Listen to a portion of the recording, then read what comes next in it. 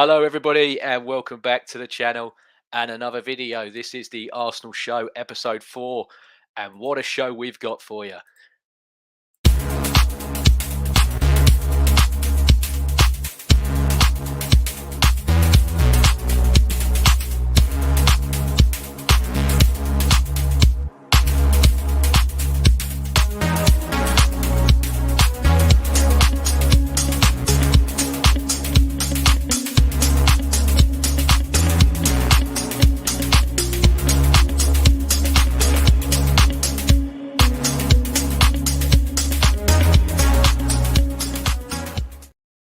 Yes, good evening, everybody. And as you can see, I've got my guests with me, so we'll introduce them right away. We've got the best kit man for Arsenal since Vic Akers. Dawsey, how are you, buddy? How you doing? You say that, but I'm probably wearing the worst kit that we've ever had. Well, it looks good on you, so it's fine. Thank you. I don't mind it, to be fair. It's growing on me, and it always looks better on the players than it does us. But yeah, I'm good, mate. Yeah, been a bit rusty. It's been a couple of years since I've done a podcast, but yeah, a bit warm. But apart from that, I'm good, mate. Thanks for having me on. No, you're welcome. And then I've also got, I affectionately call him Marky Mark. He could just be Mark to you, but he's the winner of 5 dates a week. I was the winner of 5 guys a week. So it's nice to have 2 winners in the in the stream tonight. Mark, how are you, my friend? I'm good. Thanks for having me on. Not quite recovered from Sunday yet, but yeah, what a weekend. Just quickly, were you in your usual space where we've sat together before? No, I was not. I was about to ask you who got abused for this. No. I've got a season ticket at the North Bank Lower now, so I've got the same space every week. But not behind the away dugout this time. I've got a previous to the Nemanja Matic. That's a story for another day. Yeah, he ended up running off to Rome. He couldn't take it, mate. You forced the guy out the country, but it's all good. It's all good. So, guys, yeah, obviously a big 3-1 win over Manchester United. And just wanted to quickly, I'll go to you, Dawsey, first. I know you were both there. What was the atmosphere and the mood like, obviously, before the game? I know we've got the subsequent scenes with the goals and everything after, but going into it, was everybody, because I was quite confident. I was confident I know it's Man United, but I just looked at it and thought, nah, I think we've got this today. If we switch on and play the players on the pitch and not the badge, because that's what Arsenal have been guilty of in the past for me.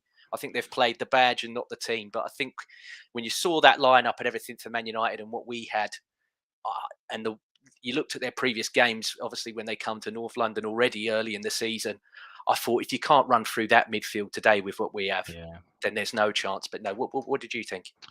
It was a bit of a weird one, actually, because I don't get to as many games as I'd like to nowadays, but I did go to United last year, again, when we nicked a bit of a last-minute winner. And I was more confident going into that game than I was this weekend, because you just don't know what you're going to get with United. I think, like you say, you almost play a little bit the history card as opposed to where we are right now. But it's I was confident, but I wasn't. I thought the game would be tight. I did predict a 2-1 win at the start of the game, and obviously there was, as I was travelling down, there was rumours about Partey. Some people were saying he was out. Then he was putting stuff on his Instagram, and people weren't really sure whether he was going to be available or not. But I think in hindsight, it brought Gabriel back into the side, which is something I've wanted to see since the start of the season. And stop that silly experiment of Partey at right back. I'm not sure what that was all about, but I think the atmosphere going into the game was good. I met up with a few boys ahead of the game down the pub. Everyone was singing songs. Everyone was confident that we'd get a win. I don't think from the people that I spoke to, they wanted 3-4, 5-0. Like you said, with that midfield, they expected us to really dominate the game and get a few goals, but I don't think we've ever trounced Man United, really, have we? 3-4, 5-0, certainly not regularly anyway. So I knew it would be tight, but yeah, I was confident as I could be going into an Arsenal United game. No. I think as well, you make a great point. The Thomas Partey stuff. If I'm Arsenal, I'm having a pop at this Ghanaian and FA Twitter account, because I'm like, the day before when they put that up, that's ridiculous. I'm like, don't do that before a big game play. Afterwards, or the same time that we do it, yeah, go for it. But to do it beforehand, I'm like, it's absolutely ridiculous. But Mark, what about you? I know obviously we've frequented certain Arsenal pubs before games, and we're very vocal people. But yeah, what about yourself? I mean, you probably did think we were going to trounce them 6 or 7. You're a very optimistic man compared to I am quite an optimistic fan, but I just feel like we just haven't been clicking so far this season. But on one hand, we haven't been clicking so far. But on the other hand, we've been winning. So that's usually quite a good sign when you don't play that well, and you are winning. I was thinking, it could be quite tight. But yeah, you are right. Usually, super optimistic. Last season when we were talking, I do think we was going to be turning teams over. But this season, I just think we're just still learning to find our feet a little bit, and it is great. It is great. We're winning, but I think the great thing is we're in third gear, and there's so much more to come. And we've only dropped 2 points all season, and it's a massive win on Sunday. And like Dorsey was saying before the game, I think there's just such a good vibe around the club at the moment.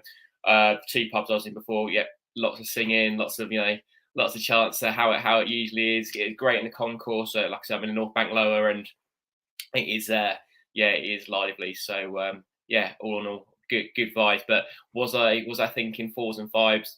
4s and 5s? Absolutely not. I'm thinking if we can I just wanted to see a performance from us, which I don't think we had so far this season. But yeah, good, great win.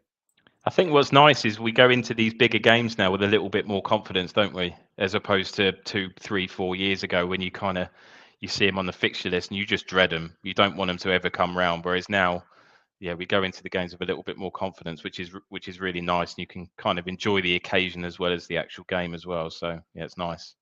Yeah, 100%. And just touching on the game, obviously, we the first half, the Havertz sitter, obviously that doesn't help. That doesn't help the current climate for the guy. I mean, you know what, James, there was something really interesting. Sorry to cut in. Go for it.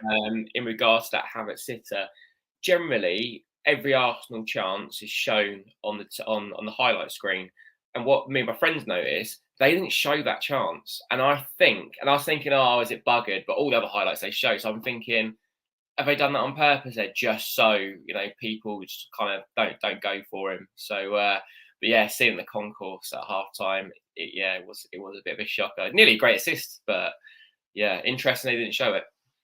Yeah, no, I didn't realise that. I thought that, like you said, they would have got shut. So yeah, they probably did do that to stem the flames of the Arsenal fan base, but. Obviously, their goal comes through, and again, it's poor from Havertz to start the counter for them. I just thought it was a rough day for the guy altogether, but we'll touch on the next bit, the second half, and obviously they're on the counter, and Saliba and White, they both get sucked in and drawn together. I thought Saliba should have stayed more where he was, and then White got tighter to him. And I'll go to you, Dorsey, first. Obviously, Ramsdale. I don't know if you saw it because obviously you were there, but there was a lot of people, especially on my timeline on Twitter, that are like, he should do so much better there. And it started the whole, we're conceding a lot of these goals from very low. I'm not one of these big XG, this, that, NMNOP type people.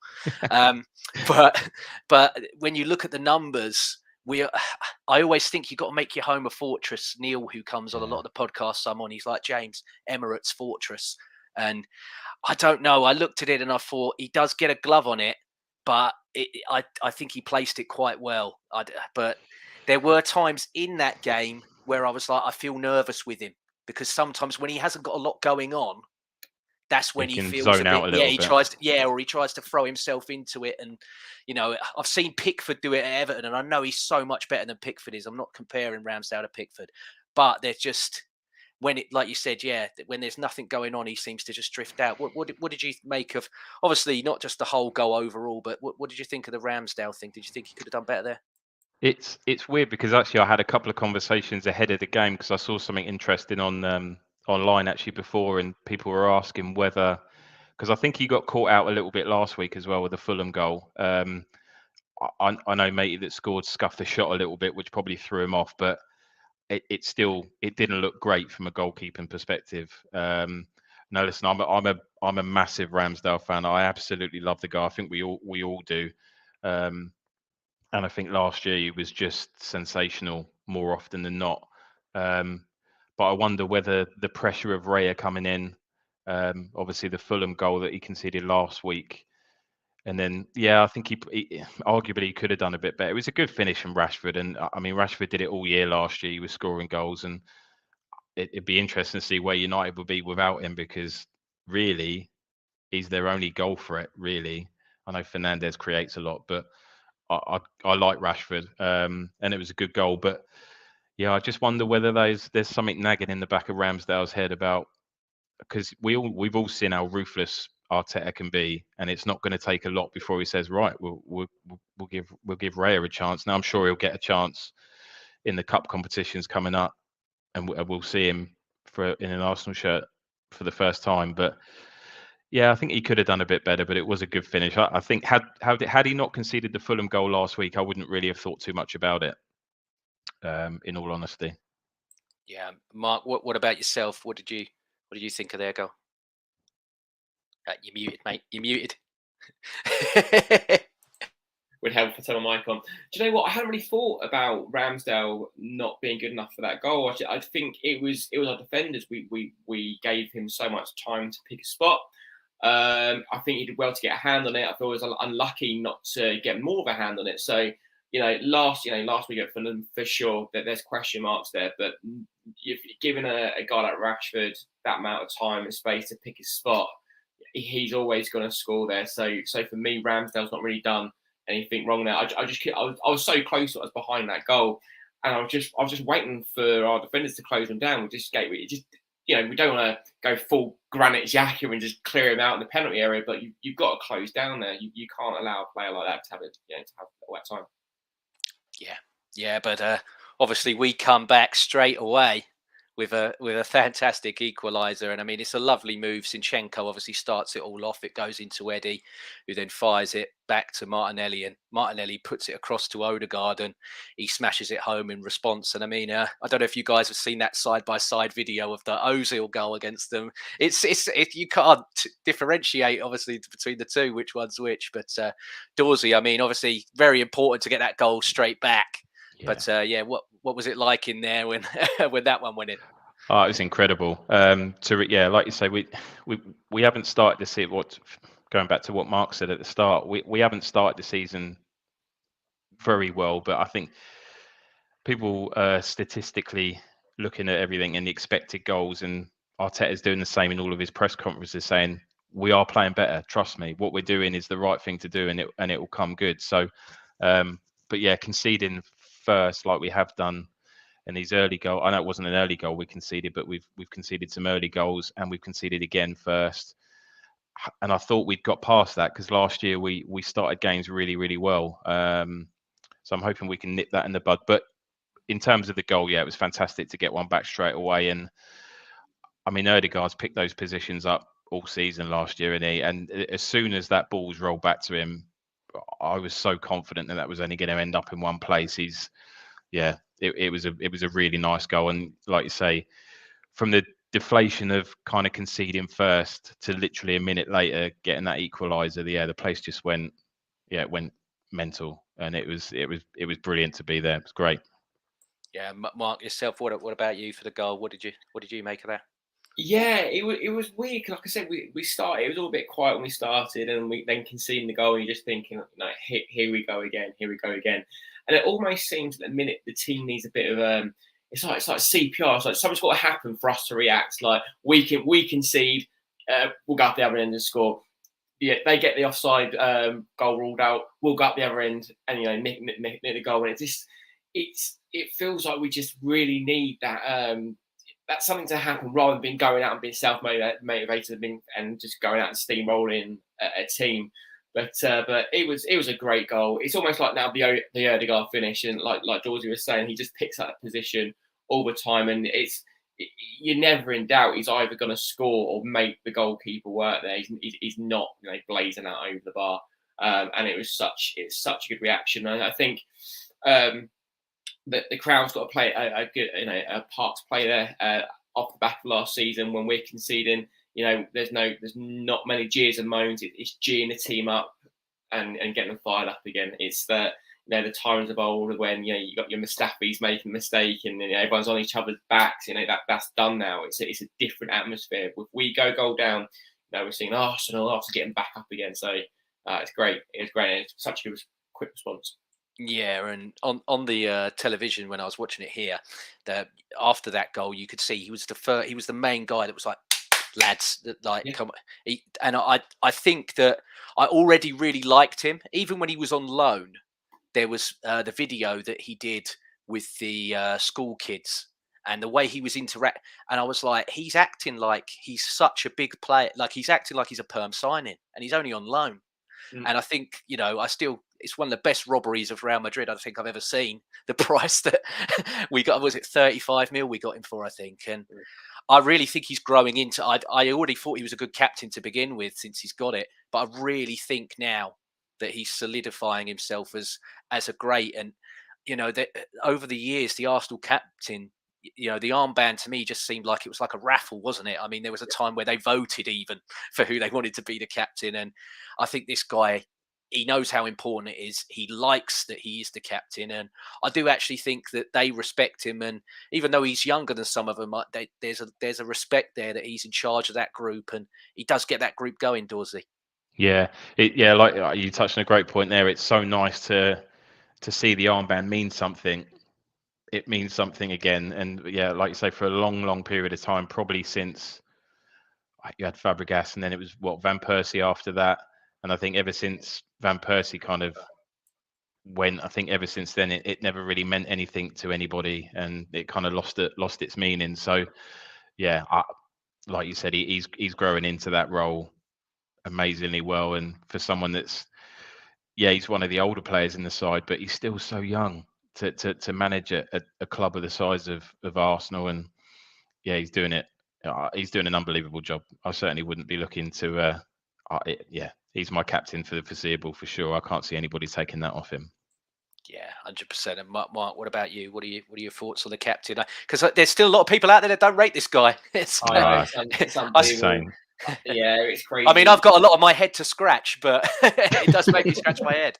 Yeah, thank God for Twitter. You actually go back and see our tweets about Odegaard and how we backed him from the start. But I don't get it. I don't get how people can knock him. It's crazy. And I think it's the big things and the small things with him. It's the big things like when we are conceding, rallying everyone together, and it's the small things like being the last person to go around the pitch with win, lose or draw. It's those little things which it sets a precedent for everyone in the club. And like you touched upon both of you, like the times where the armband's being passed around, like you Aubameyang, Lacazette, whatever, and it's just kind of a token thing. It's not good, because I come from an era where my favourite player ever is Tony Adams. So not every player is going to be like Tony Adams, but that leadership mentality, dragging someone up by the scruff of the neck if they're not doing their job, and just knowing what it means to play forward for Arsenal. He certainly shows so much class in what he does.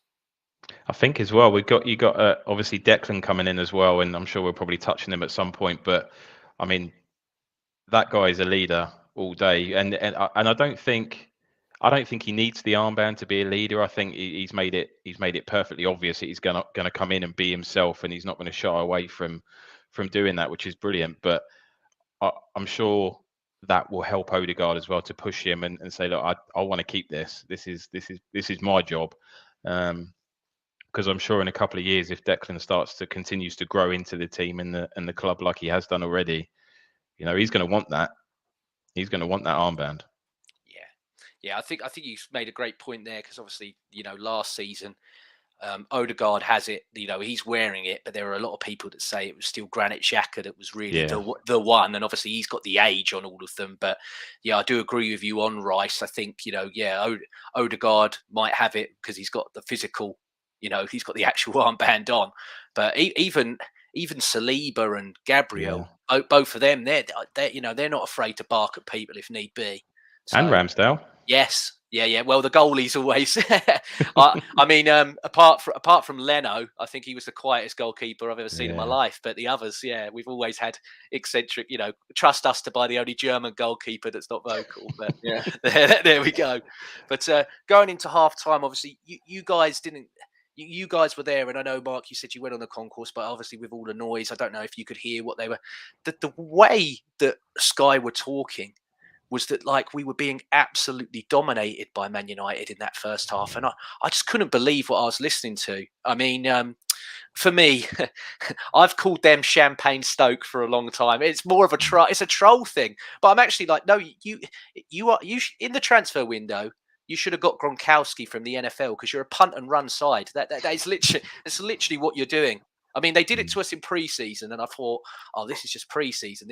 But this seems to be a game plan. And this is a guy that used to be at Ajax, but he's playing punt and run football. And I don't know if that's because of the players that are there, but I'm like, you spent 400 million quid, and you're still doing this punt and run. And they were like, oh yeah, but it's the Arsenal aren't pressing and the little triangle. And I'm like, yeah, but it's just going round. It's like a little magic roundabout. It's not going anywhere. It's not doing anything.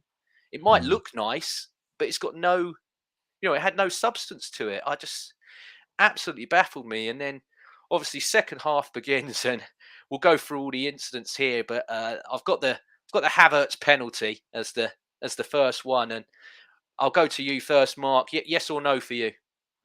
I say yeah, it's a penalty. It's a penalty, and I tell you why it's a penalty, because there's contact, and it's the first time a penalty's been overturned when there's contact. And again, just happened to be right in front of me. I'm bang, lower, centre. I could see it. In my mind, it was never in doubt. I couldn't believe it. And as soon as it went over, I knew it was going to get overturned. But again, what was quite interesting was obviously now, before VAR, they didn't show contentious incidences on the big screen. They showed it, and everyone's doing their nut because it was clear. It was clear that the whole point of VAR is to overturn clear and obvious errors. Now, that wasn't a clear and obvious error. Maybe you could look at it and be like, oh, potentially not, if you look at it in a million angles. But you look at it as play goes, and you look at it in real time, it's a penalty. Yeah, Dorsey, what about you? I completely agree. He's through. He's through on goal. If he'd have got through that, he's getting a shot away, or he's pulling it back. It's a goal scoring opportunity, and there was absolutely no sensible reason for him to go down at that point in time. And I was actually in club level, believe it or not, but I had a really good view of that incident. Honestly, mate, I've never felt so lost in all my life. It's the first time I've been there. It wasn't you that headbutted Roy Keane, was it? It wasn't, but I do have a funny story, but I'll tell you a bit later. But for me, it was. I was in line with the corner flag, so I had a really good view of the incident, and straight away I thought it was a penalty. And even like Mark said, when I saw the replays, it just strengthened my belief that it was a penalty. There's no reason for him to go down there. He's getting a shot away at least. So, like Mark said, I knew as soon as he went over there he's only going to do one thing once he goes to the monitor, which is, would never happen at Old Trafford. No. And apparently, I was listening to a podcast today, and apparently, I didn't realise this, but there was a similar penalty given for United at Old Trafford this season. I think it happened to Rashford. Well, I was literally, you've just taken the words out of my mouth, because no, it's fine. No, go for it. But I was like, if the precedent you've set is this Rashford one from versus Nottingham Forest, right, is a penalty. So I'm like, if that is, then this Havertz one has as well. But then the other thing that completely baffles me is, if he's deemed that it's not a pen, then why? And I don't want our players to be booked, but by the letter of the law, you've got to book Havertz for being a diver there. Because it's one or the other, isn't it? Well, yeah, that's it. And I'm like, if he's kicked him, but it's not enough of a contact to make him go down, then he's dived. But you're saying he's not dived, but the contact isn't enough. But I'm like, but he's been kicked then in the box. It just.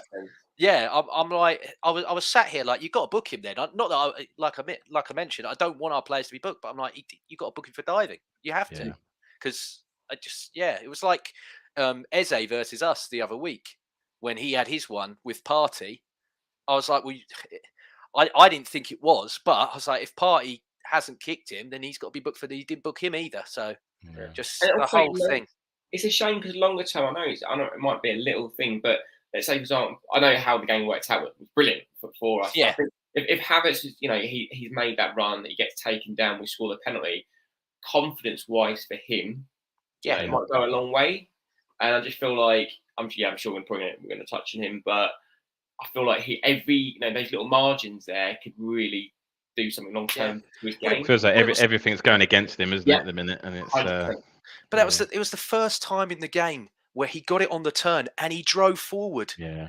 And I'm like, you're a 6'4" man. Like your stride's going to be incredible compared, especially against, like I said earlier, Man United. You want to run through this lot, and you can run through. I felt terrible for him because obviously he would have got the assist because we would have scored the penalty. I think, even though Onana, regardless, I still think we would have scored the pen. But he would have had an assist there again, and like you said, it might have done the world of good for him. But obviously he got hooked off. But then the next one, I haven't seen Manx so mad about lines since the Happy Mondays at the Hacienda, mate. I mean, oh my God, like they've been absolutely fuming like that. And I'll quickly flash it. I'm not going to sing for the audience here, but I'll quickly flash up old Smooth Gabriel, as I like to call him. What do you guys make of this one? I mean, they're still crying now. It's absolutely unbelievable. Well, go on, Mark. You go first. Mate. Go ahead, mate. No, go on. You go. It's what it is. The lines are drawn. They've got the technology. We've been screwed over a number of times when they had. Well, one time they didn't draw the lines. It is what it is. It's offside. Yeah, it's marginal. From where I was sitting, there's no because I'm quite low down. It's quite difficult to see what's going on the other end of the pitch. So I had no idea at the time how close it was. I could only just go by our players' reactions and obviously our fans. It just looked like it could have been onside. But then obviously you're then playing the waiting game. What was quite funny was I could hear the people in the boxes it must have been people in the boxes with the TV that just cheering before they gave it.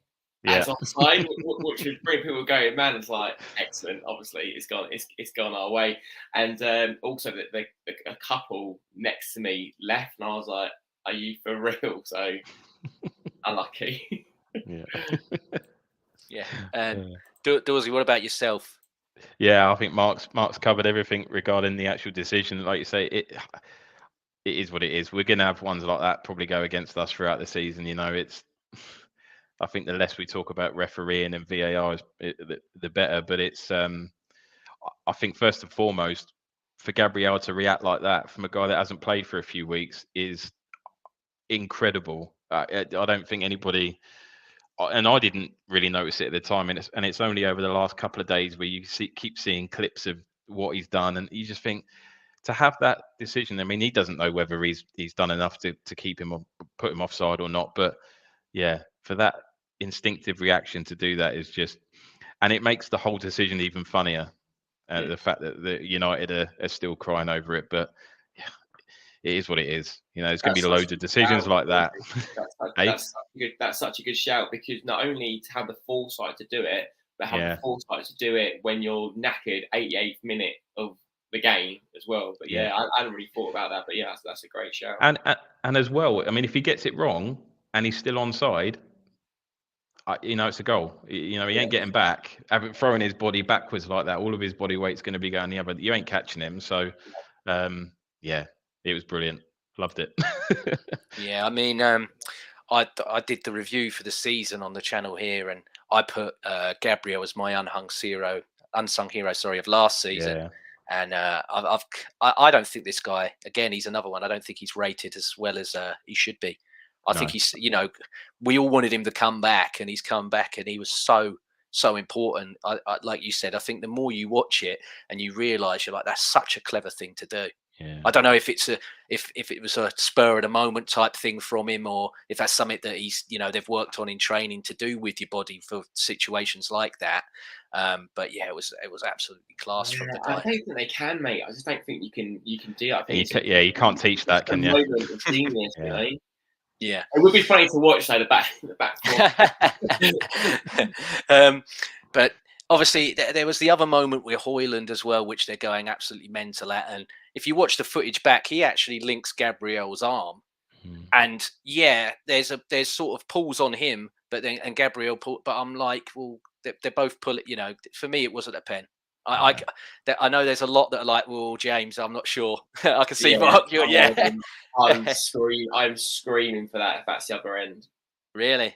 Yeah, I think it was a pen. I think if we're sitting here saying Havertz was a pen, I think yes. I think okay. Yeah. When you put it like that, taking my Arsenal rose tinted glasses off. Yeah, I think it was a pen. I think we got away with one there. I think. But I must say, when he come on, because they actually had someone to hit with their long balls, I was like, okay, he looks a bit lively, this guy. And it was the usual, where I was like, oh, Arsenal give out careers, don't we? We let all these people that make their debuts or whatever score, and I was thinking to myself, oh, not a Ken. But yeah, obviously the Rice goal, for me, I thought Bukayo Saka, I thought it was one of his worst games for a very, very long time. But the thing with Bukayo Saka is he can still have an absolutely bobbins game, but he'll produce. And yeah, he got his assist for the day. And the Rice one for me as well, I'll put this up because I saved this as well. They're moaning about Gabriel with Evans. Look at that picture. Who's pulling who there? Yeah. Because I think it's big, and all the I know you said you don't want to talk about VAR and the refs, and I can't stand on Sky and also BT where they've got a ref now in the room, because that it just goes to what I always thought, that they were only in it for themselves and they all want to be celebrity, especially Mike Dean. He's the one that Sky are just pumping out constantly, and he wanted to be a famous ref even when the games were on, let alone now after his career's sort of in the mud and finished. And he was saying that would have been called for an Arsenal penalty, regardless if Rice have scored or not. He reckons they would have called that back for the shirt pull on Gabriel. So I still think, well, we probably would have scored the pen. So we still would have won that game anyway. But Rice gets his goal and the place goes off. I've seen Saka jumping into some man's lap. Saliba's on his own, doing his own thing, and then he jumps in the bundle. I mean, Dorsey, what was it like? I know you're in club level, but was there a few, prawn sandwiches being launched? I struggle to recollect the moment, if I'm honest, just because it just for 30, 40 seconds, it just went mental. I know I was there on my own. I didn't know any of the people around me. I just gone up to the game, and a friend of mine kind of sorted me out the ticket. But yeah, I don't think I've experienced a moment like that at an Arsenal game. Not that I can remember. That was just, I think it's against them as well. I think if it's against a different team, I mean, whoever went to Bournemouth, I don't know, but I wasn't fortunate enough to be at Bournemouth, and I'm sure that was probably a similar feeling. But yeah, I don't remember the moment whatsoever because you just get lost in it completely. But it was just, and for the fact that, I mean, that's what you pay £100 million for, isn't it?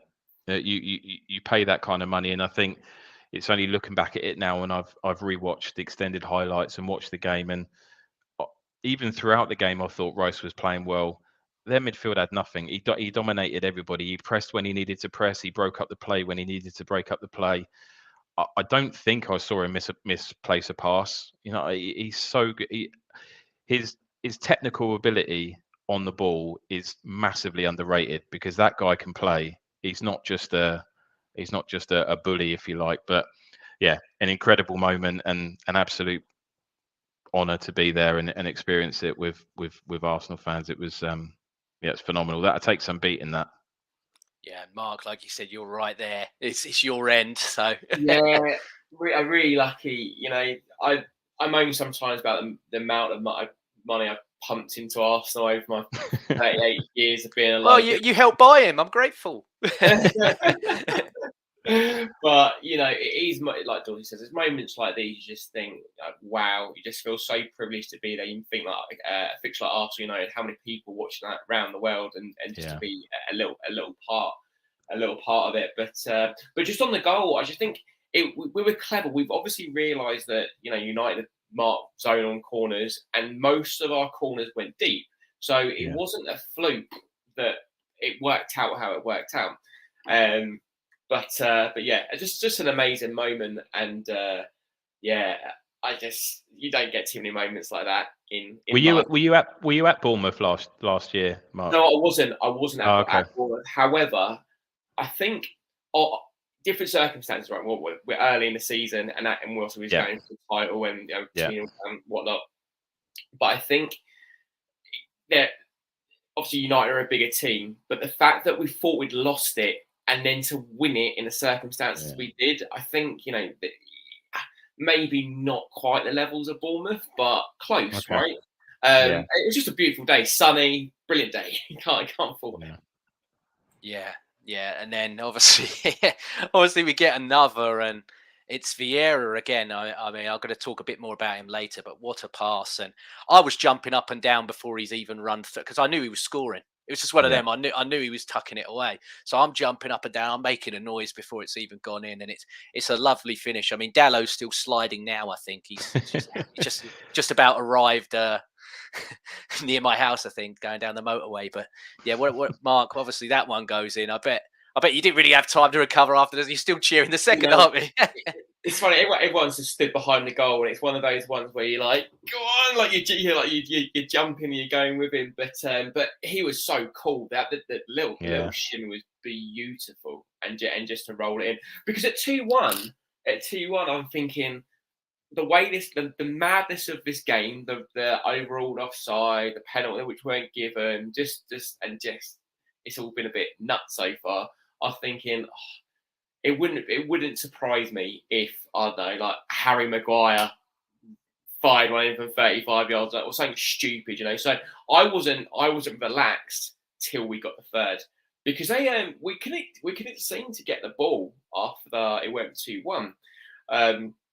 And had a few long throws, but yeah, it's so nice. Again, confidence-wise, it's great for Jesus to come on, get a goal. Arteta's got some thinking to do the next game, but yeah, great goal, great assist by Vieira. Big, you know, people now starting to talk about him. I was definitely not a believer last season, but you know, clearly Arteta knows more than me. Yeah, Dorsey, what about you? What was that one like as well? As soon as that ball left Vieira's foot, it's like the whole stadium. Everything just stopped. Everything just stopped for about 10 seconds while Jesus kind of run through. I think everybody, including, I was confident that he was going to finish it given the space he has. But it was all the. Like I think someone mentioned it in the chat earlier, all the pictures and the images and the memes of Dalot slide. It reminds me of that England game, Sol Campbell. I don't remember years and years ago. I know the picture. Yeah, that was it. Yeah, and I know the pitch was wet at that point in time, but he just kept sliding, didn't he? And you just see him. it kind of reminded me of that. But yeah, I mean, Jesus has come back from an injury. You know, he's not had any minutes, and still to be as cool and as calm as that, just to put it away. But yeah, another amazing moment. But yeah, it felt like it took forever. As soon as Vieira left his foot, it took forever. That's what it felt like anyway. But yeah, a brilliant moment, and a great goal as well. Yeah, I mean, for me, I don't think Jesus has scored against United, has he? So that was obviously a bit of a storyline going into it, and you could see what it meant to him when he done it. But yeah, when he was running through, I mean, my cousins own race horses, and I've gone to the races with them, and I've seen, you know, where you're like that, you know, they're jumping on the tape. That was like me. I was like, go on. Yeah. Just think, and like I said, I knew he was going to tuck it in, but just to finish, like you said, Mark, the finish and everything's just class, and it's so cool. You could have easily snatched at that, you know. Exactly. And I love as well. He could have ran in the corner. He could have ran in the corner and wait, but it's like, no, jugular 3-1. Yeah, exactly. Let's body them. And yeah, I love that. That's what I always want Arsenal to do. But before, obviously, I touch on man of the match and then the next game and everything, I've got to give the props. I've gone for Arteta about the subs because I feel they've been late and everything else. And I thought they were late here as well. But Tomiyasu, when he come on, I mean, the slide tackle to break that counter for the move that won us the corner, I've watched that back and I'm like, that's fantastic. And when he actually was inverting going into the middle as well, he didn't look like a fish out of water. He looked really comfortable. I know technically he might not be at the level that Timber and definitely, I mean, Zinchenko, I think, is one of the best technical players at the club, if not the best. But yeah, I thought he was fantastic when he come on, Tomiyasu, and obviously Jesus as well, and Vieira again. And I've got to give a big shout, Reiss Nelson. I thought Reiss Nelson's energy really, like you said, they were getting tired legs and we had tired legs, but bringing him on, I think he ran them a bit really well. And Jorginho come on for Odegaard at the end just to settle things down. But what about you guys? What did you think of the subs? I'll go to you first, Dorsey. Yeah, again, I agree with you. They're a bit late. I'd like to see. I mean, they all happen very quickly, but they're all a bit late for my liking. I'd like them to be made a bit earlier, but it's just, you know what? Again, and this is Mikel's got to take all the credit in the world for this, but it's so nice just to see players that come on that actually want to make a difference. That they're all fighting for their shirt, and they know that. Vieira knows that if he plays well, he comes on, he makes a difference. He's got every chance of getting a start. Mikel will do that, and the same with Nelson. I think Martinelli. I think he played well at the weekend, but I think he's been a bit flat at the start of the season. So I'd like to have seen Trossard. I think he looked really sharp in pre-season. He's not had as many minutes as I would have expected him to have, but. Yeah, I mean, the changes were good. I agree with everything you said. Tomiyasu was brilliant when he came on. I like Jorginho. I do like him a lot. I know there's been a few rumours around whether he's still going to be at the club over the summer. I think Fenerbahce was mentioned today, but I'd like to see him stay. I think when you lose Xhaka, I think you need someone that's maybe got that experience, and you'll struggle to find a player that's got more experience than him. And he seems to really enjoy being at the club as well, which, I mean, I hated him in a Chelsea shirt. I couldn't stand him. That stupid penalty run up. When we signed him, I was like, what are we doing? But yeah, subs were brilliant. Just I'd like him to make him a bit earlier, just to give him a bit more chance to make a difference.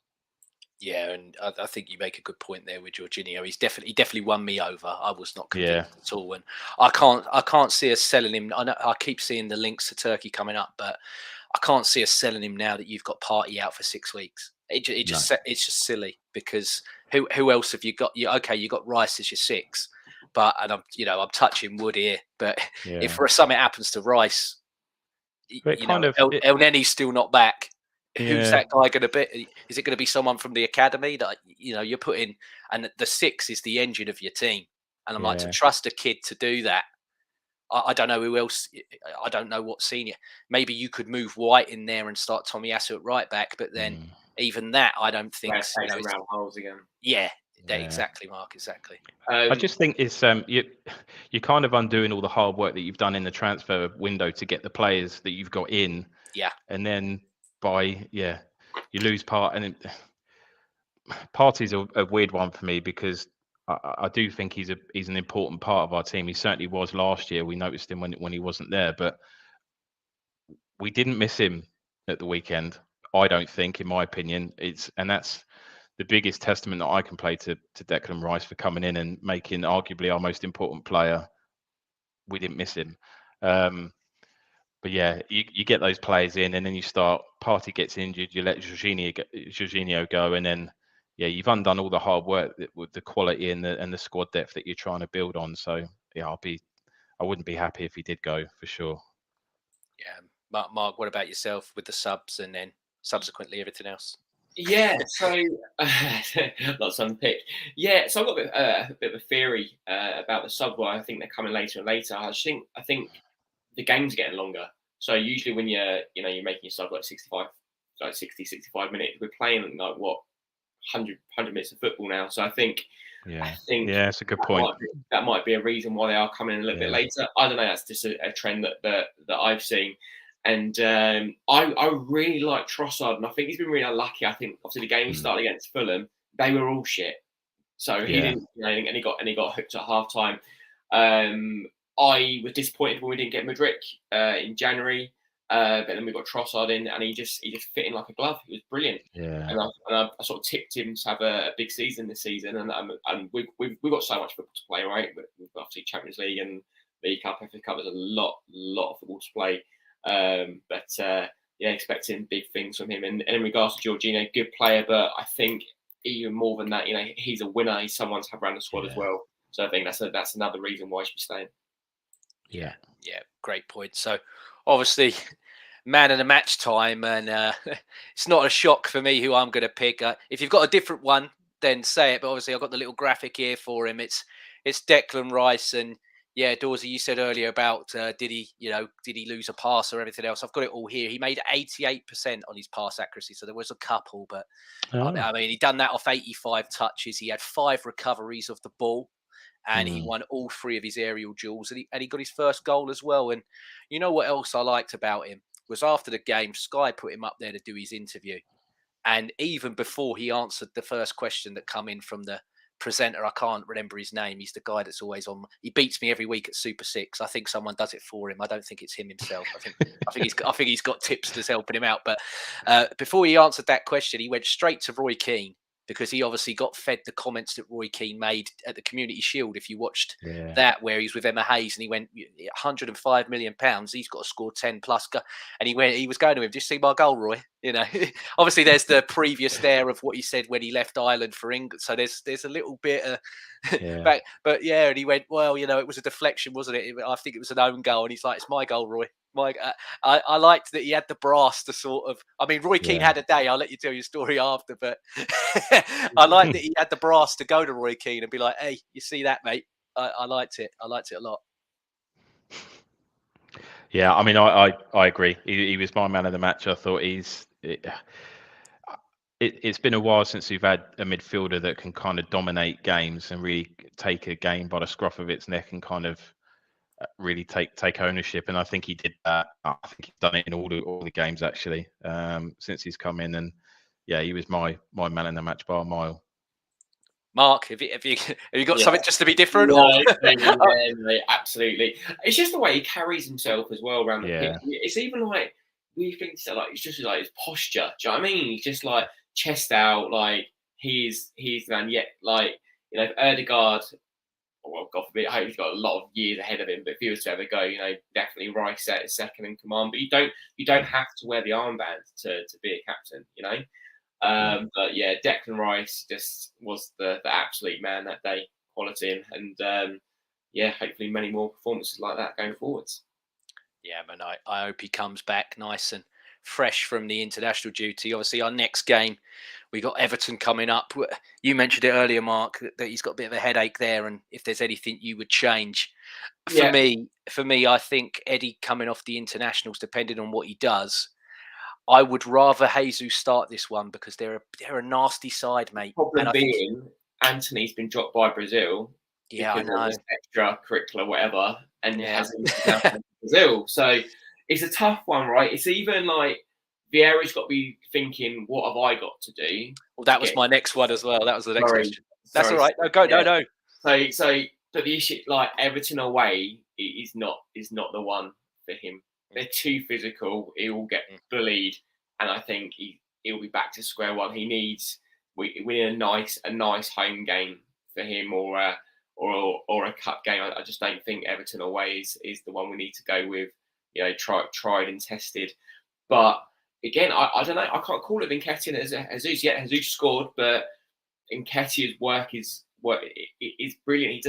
He does so much off the ball. The guy doesn't stop. And when he does get a chance, he is taking them. So I wouldn't fancy making that call. But as for Vieira, he has done as much as he can possibly do. But Everton away, not the one for me. So I think he just needs to buy his time a little bit. Yeah, no, I agree. I think for me, Jesus starts that one because, like I said, they're big. They are nasty, and I just think his hold up and everything else is just so much. Eddie's getting better, and he's becoming a better player at it. But he's not at the level that Jesus is, and I think he'll stick like you. I think he will, as much as I would love Vieira to go out there and play. I think he's going to stick with Havertz just because he's a 6'4", like I mentioned. That Onana's a big boy. Havertz got himself about a bit more. He's massive, but yes. What's frustrating me, and I'm not going to sit him and bash him, because I think there's enough that's been said, and it is really early days for him. I just don't think it's not a productive thing to do. I think he knows that he needs to step it up. He needs to put himself about a bit more. That so many like aerial duels, he won't even once he's not likely to win, but just jump up and like make yourself a bit of a nuisance. You don't know.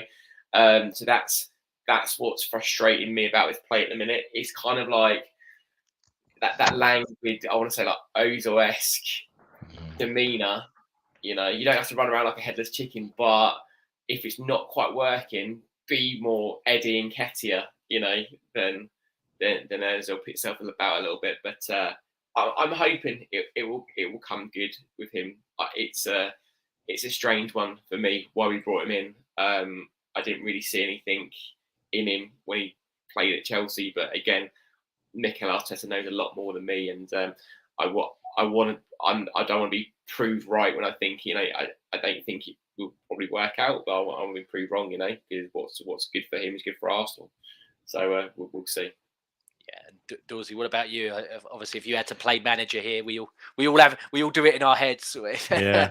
I know it's tough to ask to do it out loud, but what are you thinking? Are you keeping it? Are you flipping it? I think the back five stays as it is. I don't think you make it. Yeah, you don't change anything there. Obviously, Rice starts at Verdegaard, and Havertz is a weird one. And Mark made some really good points there, but I think it's Arteta's done enough. He's won me over in terms of I trust him. If he thinks that Havertz can bring something to the team, then he's done enough previously in the last couple of years to say, actually, he might well be right. And I think Vieira is a perfect example. I think the conversations we're having now about Havertz, we were having last year about Vieira. I don't see what he brings. He's not bringing. He's not doing anything. He's not doing enough. All of that sort of stuff. And now, obviously, he played in the Community Shield, and I thought he came on and did really well.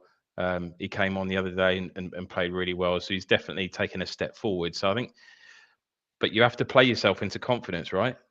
I think the worst thing that Arteta can do right now to Havertz is drop him, and that because that would just that he's going to take another 2 steps backwards. So maybe as a fan base, we need to kind of help play him through the pain and kind of. But like we said earlier on, everything's going against him. You know what I mean? Everything. He's got to give us something, a little something. 100%. Absolutely. Which I don't think he has done, because I think as a fan base, we're quite good. We're not like PSG or whatever. They're on the back of one bad game. I think we all want him to do well, but I think he needs to kind of put himself out a bit more. The penalty decision was unlucky for him not to win that, but we kind of need something to feed off. And then as soon as that happens, a bit of springboard, I'm sure. Yeah, I think as well. I think we've got to realise that he's probably learning. He's obviously learning to play in a new team, but I think to a certain degree he's learning to play a new role as well. I don't think he ever played in this position at Chelsea. He kind of played more as a centre forward. So I think you've got to give him a bit of time. I agree completely, Mark. He needs to give us something for us to give him time. It's give and take. But I think he will stick with him. Personally, I'm not looking forward to the Everton game, because it's happened to us before away at Everton. 1 point out of 12, they're due a win. They beat us last year. I don't like going there. I must admit, it's not. So I would like to see Jorginho, I must admit, but I don't think he will. I think he'll stick with Havertz, and then I think the front three. I agree. I think he'll probably. It's a shame because obviously Eddie's got a couple of goals already this season. He's got his first senior call up. If he gets some minutes for England, if he's lucky enough to get a goal, he's going to be buzzing, and he's going to be. And I wonder if you drop him there, is that going to be detrimental? Again, does he take a step backwards? But I agree, it's probably not. I would play Jesus, but I'm thinking theoretically, depending on what Eddie does in the next couple of games, whether that could be a bad idea. But yeah, I think he'll stick with Havertz. I think Jesus will start, and I think the rest will be as it is. Yeah, no, I agree with you, and I think there's a good point to be made there as well. If depending on the game state, I think Vieira coming on against tired leg, because they're just a big side. I mean, I watched a bit of their game against Sheffield United the other day, and it was just from a stature level. I was like, I'm not going to like this. I'm not going to like this after the break. We owe them one. They are basically a basketball team, aren't they? Like, yeah. But if I can press you, I know obviously it's quite far in advance, but if I could press you for a score prediction, Dorsey, and then I go to you, Mark, after. I know it's early. Yeah. I fancy us to nick a win. I do think it's going to be tight. I don't think it's going to be a lot in it, but we were so good away from home last year. I'm going to go 1-0. I think it'll be tight. But I hate Pickford. I can't stand him. I really can't. And we've probably all seen the clips of him doing that, laying on.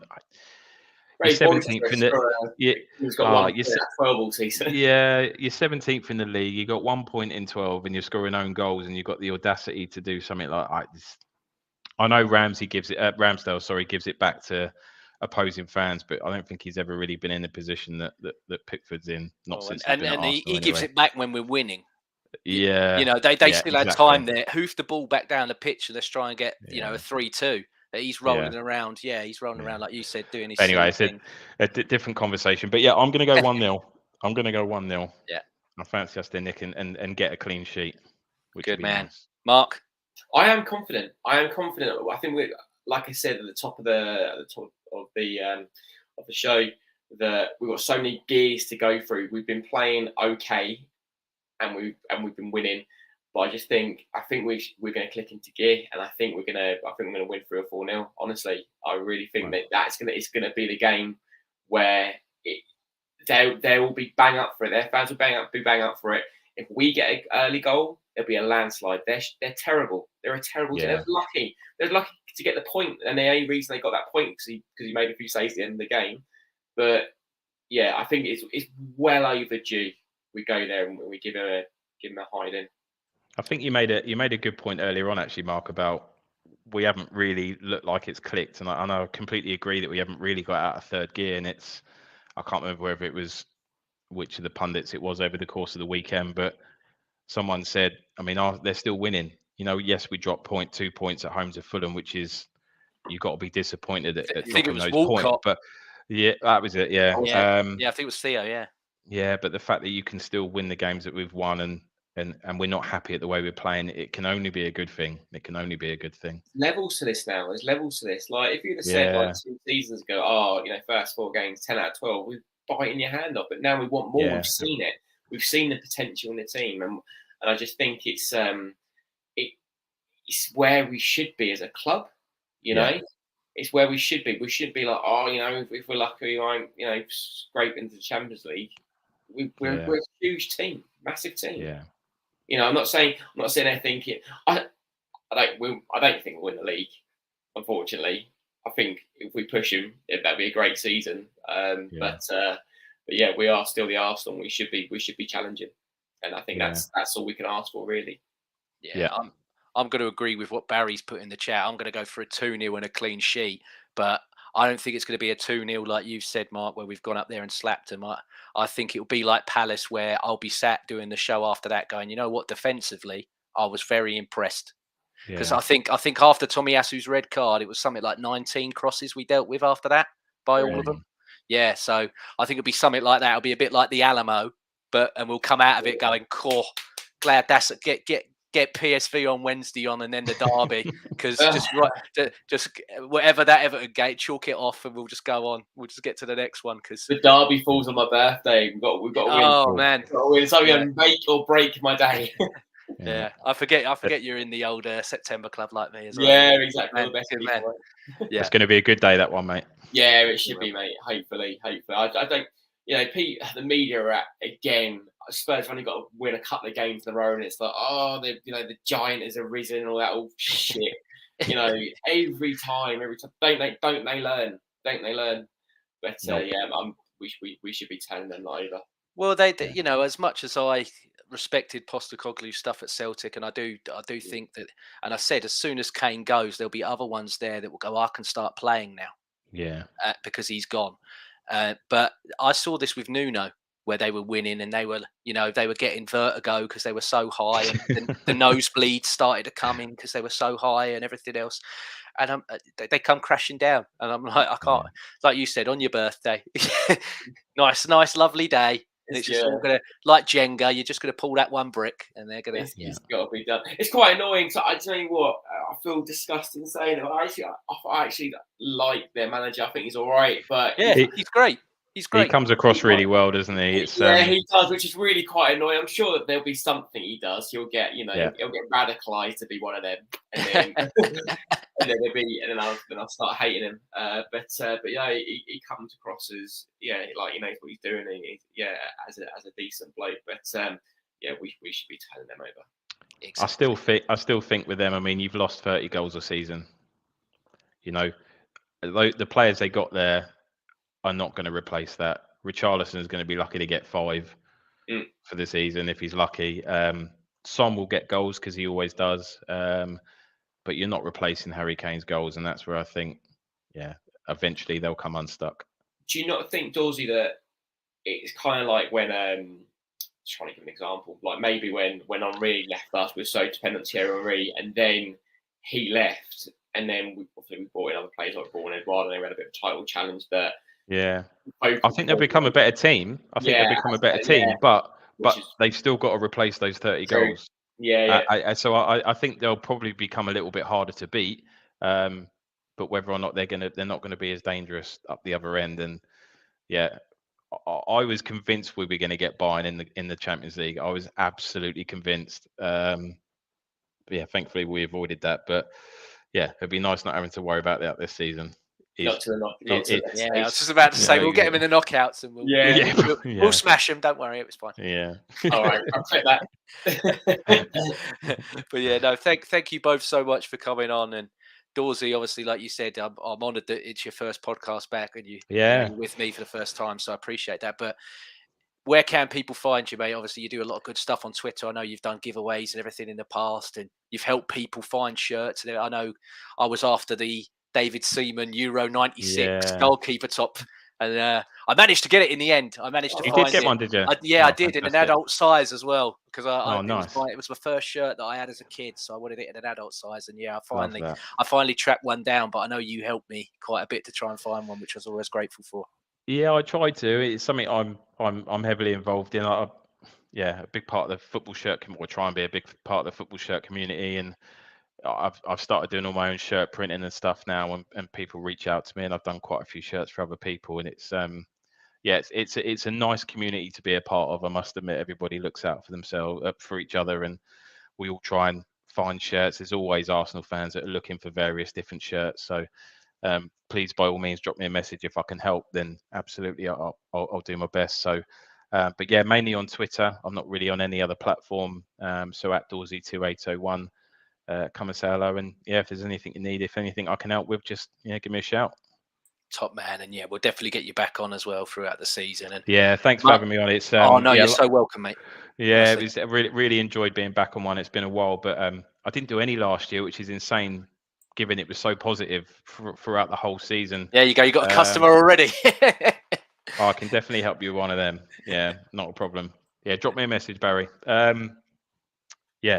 Given last season being so positive, I'm surprised I didn't try and push myself and get on one last year. So, I'll definitely come back on if you'll have me. Thank you, man. No, 100%. And Marky Mark, where can everybody find you? I know that you're sometimes with the lovely Magic Mike and with Highbury Squad and everything else, but where else could everybody find you, mate? Indeed. Similar to Dorsey, I'm a Twitter guy. So, sorry, an X guy now, isn't it? Oh, X, yeah, of course. Yeah. Call it Twitter. I'm not letting Yeah. Elon run my I'm a brain. Twitter guy, and I Yeah. send tweets. Yeah. At Marky249 on Twitter, talking general nonsense about Arsenal usually. Good man. No, and thank you very much for coming on as well, mate. It's been a No, pleasure. thank you for having I know me. when I started this whole wanting to go live instead of my pre-recorded stuff, I was like, no, you know what? I've got so many friends through just being on. I mean, I think 2013 was when I got into Twitter quite late compared to everybody else, but it's just been amazing. And to me, you know, I've met some of you guys as well, actually at games and everything, and it's been really, really good. So no, thank you so much. And yeah, we'll definitely get you back as well, Mark. But thanks everybody in the chat for watching. Take care and enjoy the international break. I will probably watch the England-Scotland game, but I'm not watching the one on Saturday. I've got no interest in it whatsoever. I'm not watching players that, you know, I pick them on form and merit. Okay, well, 3 of them haven't been playing, so explain that to me, Gareth. But there we go. Show. Exactly. And I'm not going to do that show either because I can't stand watching England unless it's a tournament. Not. Club before country, mate. That's me. Oh, absolutely. I'm so passive when it comes to England. Watch World Cups and Euros. And, That's it. Yeah. Tournaments, I'll watch it, but the other stuff, no thanks. Not interested. If I look at the lineup and Saka, Rice, and Nketiah is starting, then maybe I'll switch it on for a bit and see how it goes. Saka didn't train today because he got a knock in the Man United game, but you know he'll play both games. I'm like, do what Klopp and Guardiola have done with Trent and Grealish. Withdraw him. Just pull him out, yeah. If they can't beat Ukraine or Scotland, I know my dad's in the chat, so I've got to be very careful with what I say about Scotland. But if England can't beat Ukraine or Scotland without Saka in the team, with everything else then you should be qualified for anything. I know the Scotland game's obviously a friendly, but yeah, you should be going to the Euros if you can't beat Ukraine with what we've got. But there we go. Anyway, thanks everybody. Take care. Cheers. Muchas gracias.